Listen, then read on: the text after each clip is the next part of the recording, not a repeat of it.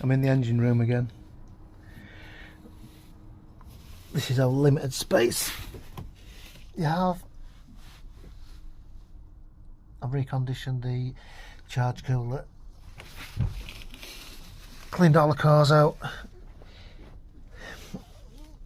got the snap bolts out.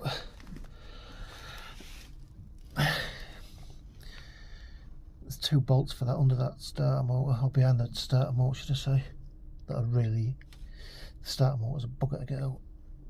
As you can see, lots of things to give me a bit of comfort. A couple of the pipes weren't great either. I think one would be leaking.